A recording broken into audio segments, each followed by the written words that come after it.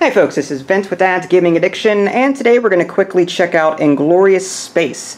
This game is for 1 to 4 players, ages 12 and up, and the average play time is about 30 to 60 minutes. Inglorious Space, for the most part, is a semi-cooperative shmup in tabletop form. In a nutshell, that's exactly what it is. For those of you that don't know the term shmup, it's short for shoot 'em up. For those of you old retro gamers like myself that had an NES, Nintendo Entertainment System, for you youngsters out there, there was a game called Life Force, which is a great example. Basically, you had a ship and the screen in the background moved in one direction. Enemies would appear on screen, you shoot them, you get points, you get upgrades, that kind of thing. Well, that's what this game essentially is all about. Players each have a ship color. There's these 4 player colors here. There's red, blue, green, and yellow. Each one has a special ability, which I'll get to a little bit later. Each player also has a little guide card to show them what they can do on their turn, which is kind of nice. Each player also has their own command deck of a particular color. In this game, I set it up for 3, red, blue, and green. You've also got this grid here, and now there's actually 2 grids. As you can see, they're 2 separate things. In a 4-player game, you use the entire grid. In a 3-player game, you cover up the 1 column. In a 2-player game, you cover up 2 columns. Okay? So in a 3-player game, we're going to go ahead and cover up the 1 column and leave it like that. All right? Now, there's a bunch of other stuff listed here. You've also got these, which I'll get to in a minute, but you've also got these player boards here. I'm going to show you greens because red has a bunch of cubes on it. But basically, these 2 bars indicate the score. As you destroy enemies in this game, you'll get victory points. And here's your health here, and the starting health all depends on what difficulty level you choose. And there's also some rules associated with each difficulty level that's explained in the manual. You've also got a mine space here, and there's 1 cube of each player color in this bag. And this mine is only used, though, when you die. Whenever you're dead, you're not out of the game completely. Your score resets to 0. However, you can put a mine down each round, and if your mine happens to connect with another player's ship, you get a point. So, technically, you could still win. You could, if every player in the game manages to die, you're still going to see who has the most points. And if you happen to have the most points because you were the most lucky with the mines, then you are the winner. Even though you collectively lost, you'd still win because you had the most points. But anyway, your main goal here is to get through these 2 decks. You've got a first contact deck, which is the easier enemies, and then you've got the second wave, which are the harder enemies. You're going to go through this deck first, then get to this one, and if players can collectively get through both of these decks and wipe out the rest of the enemies on the grid here, then they win. So just to quickly set everything up for you, let's go ahead and do 3 players. I've got the cards set up over here. Each player gets 5 cards from their command deck at the start of every round. I'm just going to put these down like so. Green, blue, and red. And red starts on the normal shot side. There's 2 sides to these cards. One indicates that their special ability is ready. One indicates, and I apologize for the noise in the background, traffic is very heavy today for some reason. Anyway, there's 2 sides. One is the regular side, and one is the side that shows that the special ability has been activated. So, and like I said, each player color has their own special ability. So you've also got your health points here. You're going to put a yellow cube on each HP spot here. You're going to put your mine here in case you do blow up and you want to put mines down to destroy other players. You've got these purple cubes here. You're going to put 1 on each of the 2 lines here, and you'll be moving that to track your score. And again, each of these enemy cards have a VP score on the very top right-hand corner to show you that that's how many points they're worth should you blow them up. The person that does the last hit on an enemy is the one that gets the points. Alright, so in order to spawn enemies for the first part of this, what you're going to do is you're going to start from left to right for the top 2 rows here, and there's little white squares. There's little dotted white squares here, and this tells you that these squares need to be empty on either side when you're putting this down. On this side, there's going to be no gap overflow, meaning that you could not put this one here because there needs to be an empty space on this left side. You cannot have this white square move off to the side of the board like that. It would need to go here. Empty space here, empty space here. On the right side, on the other hand, there is gap overflow, and that's okay. So if you had this card over here, that would be alright. Even though this requires an empty space be available, the gap overflow is okay. But whereas on this side, it is not okay, so we have to put that here. We're going to draw another card from First Contact. It's another asteroid from the looks of it. It needs gap 2 spaces to the right. Again, this one has to be empty because of this, but 2 to the right, again, gap overflow is okay, so that stays there. So we move on to the second row, and it happens to be an enemy. Okay, now these red boxes tell you what spaces they attack after they move. After players play all of their cards, the enemies move down one, and they attack, and these are the squares that they attack, and that's how many points of damage they do. This is the name of the card. If it had an upgrade, upgrade would be listed right here. It drops an upgrade card from this deck whenever it gets destroyed, and it tells you how many health it has and victory points and all that. So we're going to put that here. There's no gap or anything like that. There's a gap here, so I need to put that here. And, okay, actually, wrong one. Did I draw from the right deck? No, I did not. Okay, it should be. I should have drawn from this deck, my bad. Okay, so that one goes here. And this one has 2, 2, and 2. That's rather nasty. Okay, again, no gap overflow, so this one can go over here. And the reason it's not here is because this card has, again, there's gap on either side.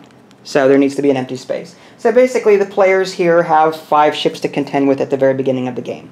So each player will decide who goes first. There's a first player card here, and this first player card will go around the table at the end of every round. And every round, players get to take one action at a time. Let's say that Green starts first.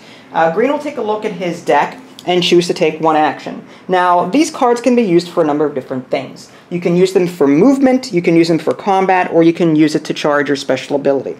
To use it for movement, what you would do is you could discard one card and move it in the direction that it shows. So Green could play an up and move it up like that. And that would be the end of their turn. They discard it, and that's it. Alternatively, you can take a what's called a dire move, where you can discard 2 cards of the same direction to go in an opposite direction. So let's say I had 2 ups in my hand, and I were right here.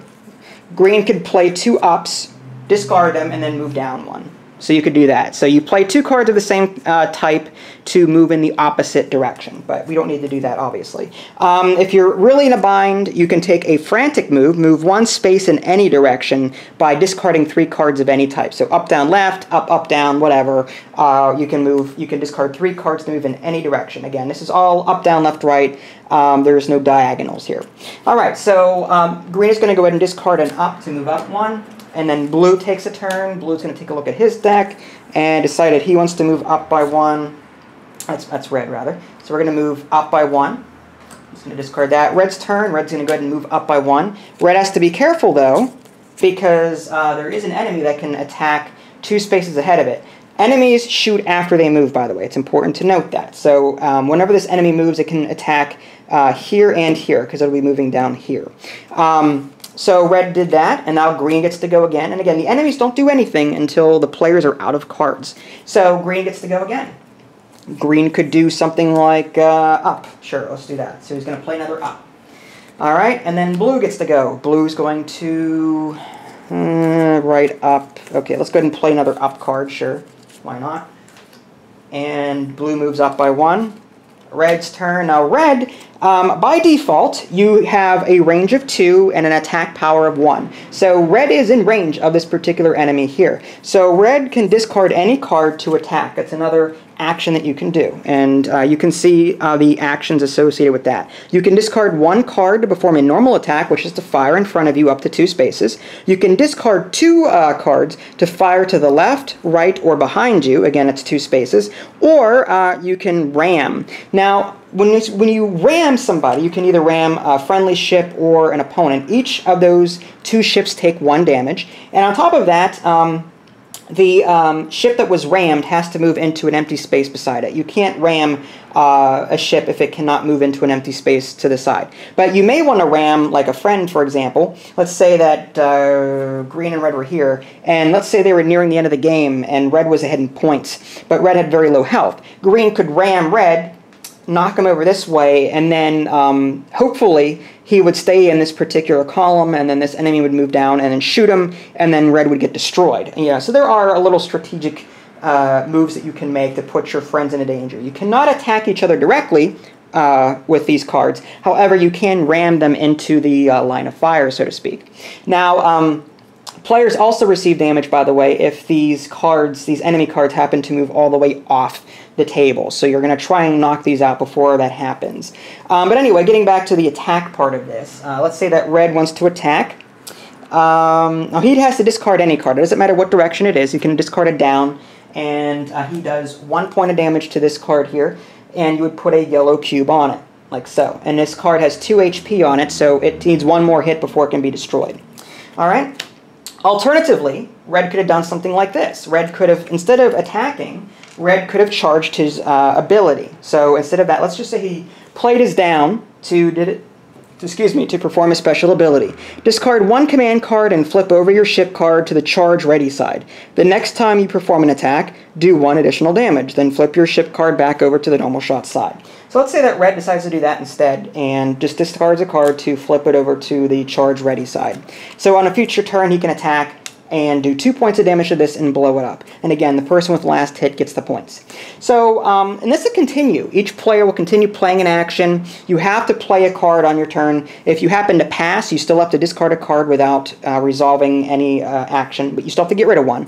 So at most, players get 5 actions before they have to move on to the enemy phase. So let's just go ahead and do that now. Let's just say that this ship was destroyed by red at some point by using this charge shot. And again, this is all example purposes.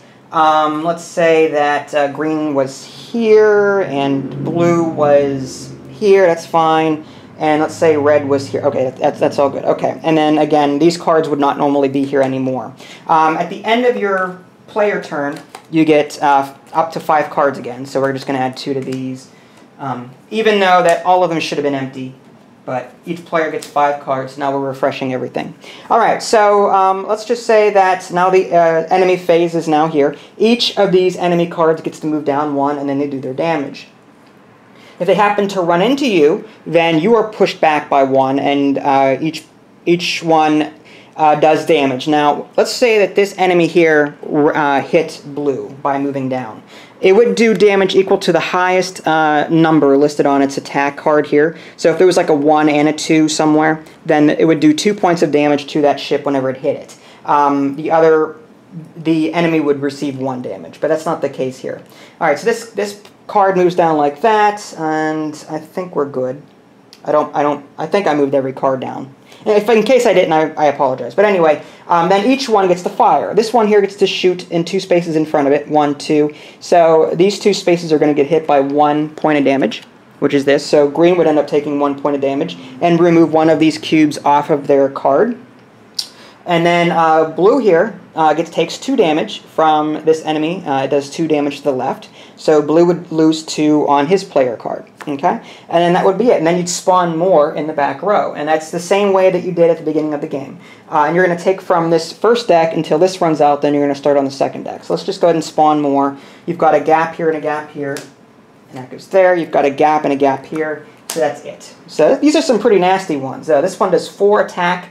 In front of it. This one does a 2 and a 1. So 2 points of damage, 1 point of damage is what it would do whenever it moves down.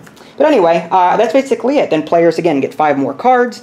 If a player were dead, they would, at the beginning of a player turn, let's say red was eliminated completely from the game. Okay, and I know I'm throwing a lot at you, but I'm trying to cover as much as possible within a short time frame. But let's say red was dead and out of the game. At the beginning of the player phase, he could take his mine and put it down. Then he selects even on top of a card. And then from his command deck, he's going to choose 1 card face down. At the end of that round, after the blue and green players had exhausted their cards, he'd reveal it, and then that mine would move in a particular direction. If it happens to hit a player, then again, he would get a point, which is pretty cool. So yeah, this continues until one of 2 things happen. Either they get through all of these cards and the grid is completely clear, in which case they whoever has the most points win the game, but they still collectively win, or each player's dead, in which case they sort of lose, but at the same time the player with the highest point value will win. And that's usually by destroying people with your mines. Again, your score resets to 0 every time, whenever you die, so the player with the most mine hits will end up winning the game. That's basically all there is to it. There's a few other things that I didn't go over. Upgrade cards, for example. Upgrade cards, like, let's say that this enemy had died at one point and this had gone in its place. These upgrade cards do move down too, and if they happen to move down into another player, then that player automatically picks it up, which is kind of nice. Immediately discard this card and recover 2 HP. So you've got different upgrade cards like that. Some upgrade cards, like there's a nav system, bomb, laser, burst shot, bonus, different things like that. So there's different power-ups that you can pick up. You can only have one secondary or special weapon, like if you get a laser, for example, and then you get burst fire. You have to discard the previous secondary weapon in order to equip the new one. So you can only have one special weapon upgrade, rather, in front of you. So yeah, that's basically it. Overall, I really enjoy this game. My only concern really is the price. The price on the Game Crafter right now is $40, and I only see a $40 to $60 price tag when I'm dealing with heavy Euro games with a lot of components. This game is definitely unique. There's no ifs, ands, or buts about it. This takes me back to the NES days. I mean, this is the D-pad from an NES controller. So, I mean, the graphics here are wonderful. Love the theme, love the art. It's very colorful. It's just all retro. It feels great. Even the text here is representative of an NES game. So it doesn't get any more authentic than this. Again, the downside, though, is that the price is a little high for my liking. Normally, I would see a game with this many components maybe go for $20 to $30 or something like that, as opposed to $40. And yes, I get it. On the Game Crafter, you know, there is, I've been told by many developers that there is a cost associated with developing games, and this is how much they can charge without taking a loss on their game. And I completely understand that. But as a consumer, when comparing games and their prices, you know, that's something I have to bring up, is that I think this game could stand to be cheaper based on what you're getting here. But overall, great game. It takes me back to the days when, you know, I used to spike my NES controller into the ground because screw Mickey Mouse capades. But anyway, this is Inglorious Space. If you have the money and like retro games and like cooperative games, go check this one out because it's a lot of fun. I do have a short review out on my official website, www.dadsgamingaddiction.com, so go check that out too in the link below. If you haven't already, subscribe to my YouTube channel, and yeah, catch you next time. Have a good one.